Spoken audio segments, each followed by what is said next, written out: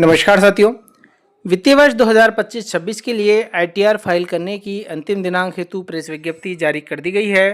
Twitter पर जब हम इनकम टैक्स इंडिया के पेज को विजिट करते हैं तो यहाँ पर हम देखेंगे कि इनकम टैक्स इंडिया के द्वारा 2 दिन पहले यहाँ पर एक प्रेस जारी किया गया है। इस पेज का जो ट्रांसलेशन है हम एक बार हिंदी में कर लेते हैं। यहाँ पर प्रेस रिलीज का एक ऑर्डर भी दिया गया है 27 मई 2025 की डेट में जो आउट हुआ था।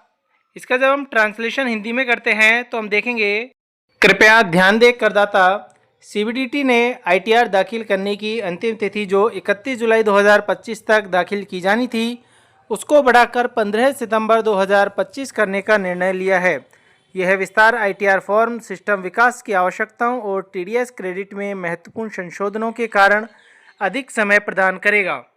अब यहाँ पर जो प्रेस नोट है इसकी भी एक बार डिटेल देख लेते हैं। भारत सरकार वित्त मंत्रालय, राजस्व विभाग, केंद्रीय प्रत्यक्ष कर बोर्ड के द्वारा 27 मई 2025 की ये प्रेस विज्ञप्ति जारी की गई है, जिसमें बताया गया है कि सीबीडीटी ने आईटीआर दाखिल करने की अंतिम तिथि बढ़ा दी है, जिसे 31 जुलाई 2025 तक दाखिल किया जाना था। पहले इसकी डेट 31 जुलाई 2025 थी, जिसको बढ़ा दी गई है।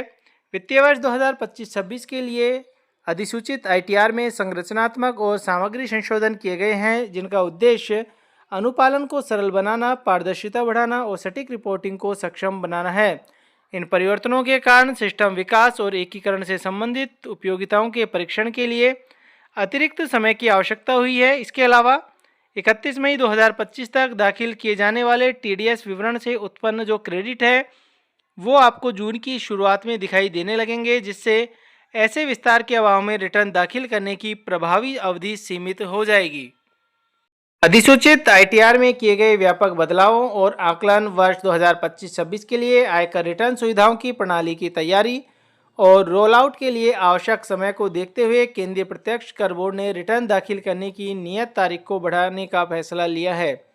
तदनुसार करदाताओं के लिए एक सुचारू और सुविधाजनक फाइलिंग अनुभव के लिए यह निर्णय लिया गया है कि आईटीआर दाखिल करने की अंतिम तिथि जो मूल रूप से 31 जुलाई 2025 थी उसको बढ़ाकर 15 सितंबर 2025 कर दिया गया है। इस आशय की एक औपचारिक अधिसूचना अलग से जारी की जा रही है। इस विस्तार से हितधारकों द्वारा उठाई गई चिंताओं को कम करने और अनुपालन के लिए पर्याप्त समय प्रदान करने की उम्मीद है, जिससे रिटर्न दाखिल करने की प्रक्रिया की अखंडता और सटीकता सुनिश्चित होगी। इस अधिसूचना में जो मूल रूप से बात बताई गई है वह यह है कि जो अंतिम तिथि थी वो बढ़ाकर 15 सितंबर 2025 कर दी गई है। तो आज की वीडियो में इतना ही। धन्यवाद।